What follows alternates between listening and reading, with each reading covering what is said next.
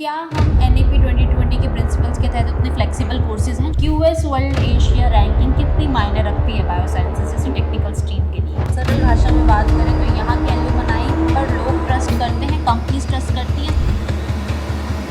Biosciences का मतलब है लर्निंग दैट इम्पैक्ट्स लाइफ, और लाइफ साइंसेज पढ़ने का मतलब है नेचर के सीक्रेट्स को डिकोड करना।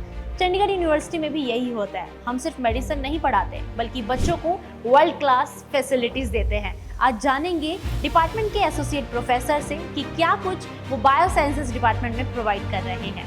बायोसाइंसेज में से क्या करियर अपॉर्चुनिटीज हैं, यही सब बताने के लिए मेरे साथ मौजूद हैं बायोसाइंसेज डिपार्टमेंट के associate professor doctor Jitendra. Sir, आपका बहुत बहुत स्वागत है।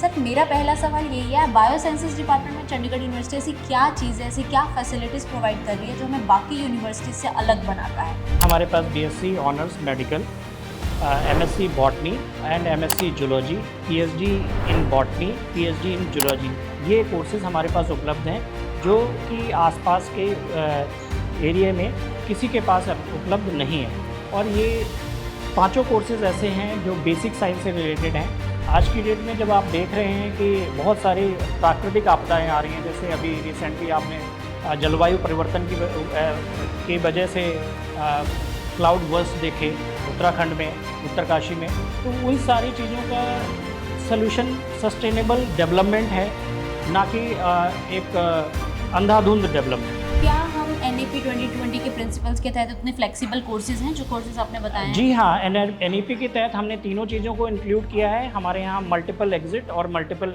एंट्री है जो फ्लेक्सिबिलिटी देती है कि कभी भी ज़रूरत के हिसाब से वो कोर्स को पूरा करें। पहले साल में हम उनको सर्टिफिकेट, दूसरे साल में उनको डिप्लोमा, तीसरे साल में हम उनको डिग्री और चौथे साल में ऑनर्स डिग्री देते हैं विद रिसर्च और विदाउट रिसर्च का ऑप्शन दोनों हमारे पास हैं।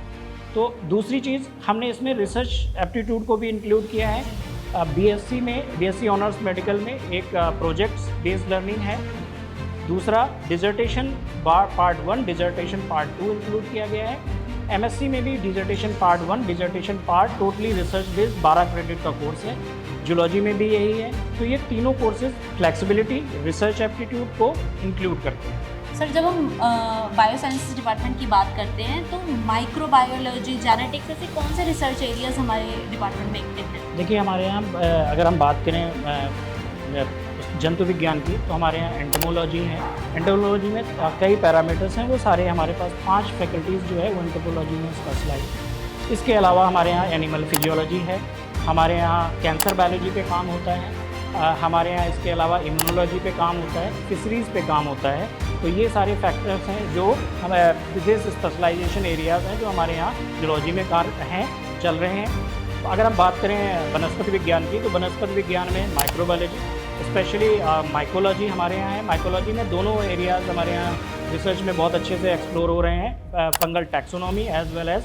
इसके अलावा अगर हम बात करें तो हमारे यहाँ फाइटोकेमिस्ट्री पे काम हो रहा है, टिश्यू कल्चर पे काम हो रहा है, क्रायोबायोलॉजी पे काम हो रहा है, इथनोबॉटनी पे काम हो रहा है, इसके बाद स्ट्रेस फिजियोलॉजी पे काम हो रहा है। तो ये सारे एरियाज़ हैं जो लगभग सारी की सारी कवर करते हैं। अच्छा, हमारा प्लेसमेंट रिकॉर्ड क्या है? सरल भाषा में बात करें तो यहाँ के एल्यूमनाई पर लोग ट्रस्ट करते हैं, कंपनीज ट्रस्ट करती हैं।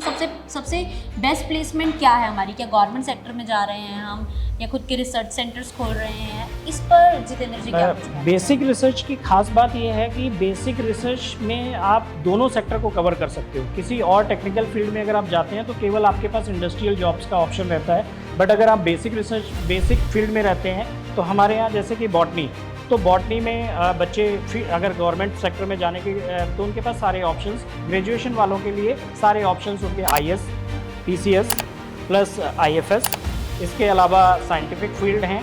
इसके अलावा अगर हम बात करें तो वो CSIR नेट भी क्वालिफाई कर रहे हैं। जब हम इंटरनेशनल बेंचमार्किंग की बात करते हैं, QS वर्ल्ड एशिया रैंकिंग कितनी मायने रखती है बायोसाइंसेज जैसी टेक्निकल स्ट्रीम के लिए? देखिए, QS एशिया रैंकिंग इसलिए भी मायने रखती है क्योंकि हम बच्चे को national as well as international दोनों स्तर के लिए तैयार करते हैं। तो जब हम दोनों स्तर के लिए तैयार करते हैं तो कुछ बच्चे हैं जो हमारे यहाँ से मास्टर्स करके अगर वो जाना चाहते हैं किसी इंटरनेशनल यूनिवर्सिटीज़ में, तो वहाँ पर रैंकिंग एक बहुत अहम रोल अदा करता है, जिससे कि उनको एक पहचान मिलती है एक अच्छी यूनिवर्सिटी से पास आउट करने की, और उस बेसिस पे उनको आसानी से वहाँ पर एडमिशन मिलता है। दूसरी चीज़ है, एक QS रैंकिंग इसलिए भी महत्वपूर्ण है कि हम अपने आप को इंटरनेशनल लेवल के लिए तैयार करते हैं, तो हमारे अपने अंदर या अपने सिस्टम में बहुत सारे सुधार की संभावना हमेशा रहती है। साल प्रति साल हमने QS रैंक में उछाल पाया है। सर, लास्ट मैसेज उन बच्चों को क्या देना चाहोगे जो बायो साइंसेज डिपार्टमेंट में आना चाहते हैं, आने के इच्छुक हैं, उनके लिए आपके डिपार्टमेंट की ओर से एक मैसेज? एक मैसेज ये है कि पहली चीज़ तो ये है कि बिना नेचुरल साइंस के सृष्टि संभव नहीं है। तो आप चाहे जंतु विज्ञान पढ़ें, चाहे आप पादप विज्ञान पढ़ें, बॉटनी, जूलॉजी दोनों ही पूरक हैं पूरी नेचर के। तो नेचर को समझिए, नेचर में बहुत अकूत संभावनाएं छुपी हुई हैं। दूसरा, अगर आप जिम्मेदारी से आप सिविल सर्वेंट बनना चाहते हैं तो आपके पास दोनों ऑप्शंस उपलब्ध होते हैं। For example Indian forest services, तो इंडियन फॉरेस्ट सर्विसेज में आप जूलॉजी और बॉटनी दोनों ऑप्शंस लेके अपने सब्जेक्ट्स लेके तैयारी कर सकते हैं। साथ के साथ आप जैसे हमारा हम पढ़ाते हैं आपको एडवांस माइकोलॉजी, उसमें फंजाई से जितनी भी इंडस्ट्रियल प्रोडक्ट्स हैं, आइदर वो विटामिन्स हो, आइदर वो एंटीबायोटिक्स हो, आइदर वो एंजाइम्स हो, आइदर वो ऑर्गेनिक एसिड्स हो, उन सभी की प्रोडक्शन मेथड्स आपको पढ़ाए जाते हैं फर्मेंटेशन टेक्नोलॉजीज़ का इन्वॉल्व करते हुए। तो आप इंडस्ट्री के लिए भी पूरी तरह से तैयार हैं। तो आपके पास दोनों ऑप्शंस हैं। ऐसा रेयर कॉम्बिनेशन आपको किसी सब्जेक्ट में मिलेगा कि आप government as well as private sector दोनों को कवर कर सकते हैं। तमाम जानकारी के लिए शुक्रिया सर। तो ये थे बायो साइंसेज डिपार्टमेंट के एसोसिएट प्रोफेसर हमारे साथ, जिन्होंने हमें डीप इंसाइट्स डिपार्टमेंट को लेकर दिए हैं। बच्चा यहाँ पर साइंटिस्ट बनने का सपना लेकर आता है, लेकिन CU से निकलने के बाद वो एक चेंज मेकर साबित होता है। हम सिर्फ करियर नहीं बनाते बल्कि फ्यूचर को शेप करते हैं। मिलेंगे नेक्स्ट इंटरव्यू में। Thank you.